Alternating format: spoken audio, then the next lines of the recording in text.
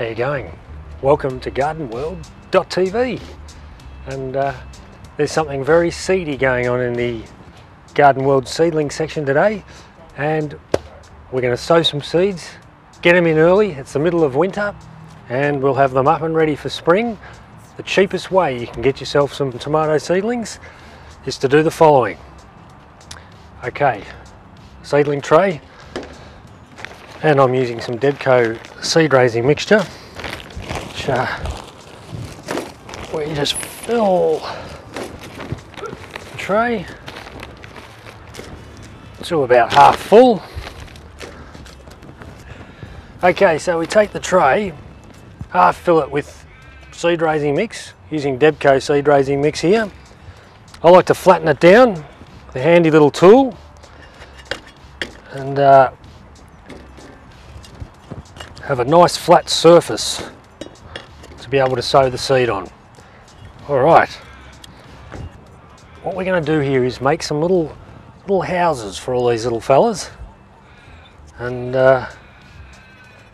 pretty much split it up like this.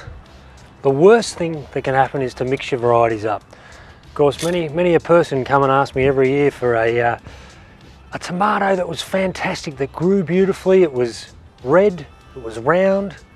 Can they just tell me what variety it was? And of course I say to them, mark the plants carefully from last year, record your results, and that way you'll know what is the best one to grow.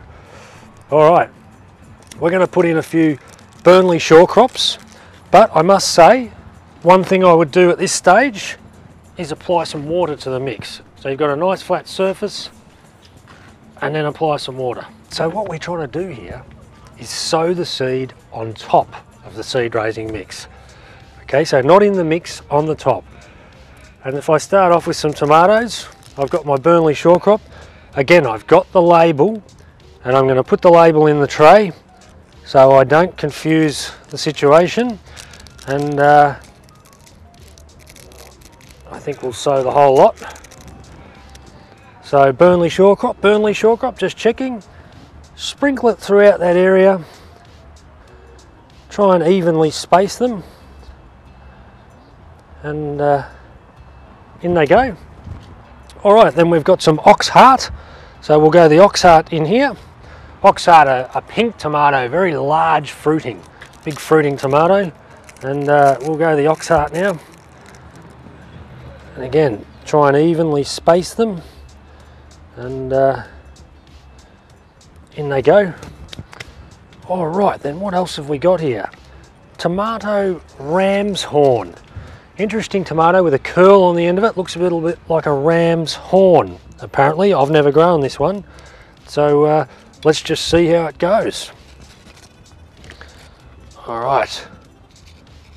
And in they go. Alright. And then two more varieties. We're going to go a tomato Mr. Ugly. This is the world's ugliest tomato, and a fantastic eating tomato, but looks very, very ugly indeed. But we'll just put some Mr. Uglies in the middle here, like so. It's probably enough. And in goes the label, Mr. Ugly. We'll just put that in there like that.